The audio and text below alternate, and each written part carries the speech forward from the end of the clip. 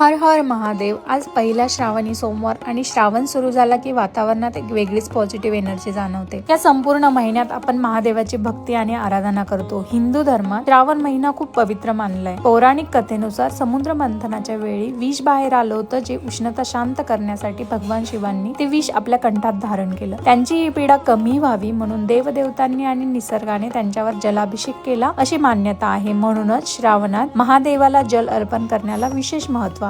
आणि आपल्या महाराष्ट्रात श्रावणात प्रत्येक सोमवारी महादेवाला शिवमूठ वाहण्याची सुंदर परंपरा आहे। शिवमूठ म्हणजे त्या काळात उपलब्ध असलेलं धान्य महादेवाला अर्पण करणं। श्रावण हा शेतीच्या दृष्टीने खूप महत्त्वाचा काळ। पेरण्या झालेल्या असतात, शेतात नवीन धान्य रुजायला सुरुवात होते, म्हणून हे धान्य महादेवाला अर्पण करताना मनात एकच प्रार्थना असते, हे धान्य भरभरून पिकू दे, पाऊस चांगला पडू दे आणि सगळ्यांच्या घरात सुख समृद्धी नांदू दे। आपल्या परंपरा मागे किती सुंदर अर्थ दडलेला असतो ना। आणि आज योगायोग बघा ना, नागपंचमी पण आजच्याच दिवशी आली आणि आज माझी इथे लवकर उठून मस्त छानशी साडी नेसून सगळी पूजा करून झाली। तुमच्या घरी श्रावणात शिवमूठ वाहतात का? कमेंट मध्ये लिहा। बाय।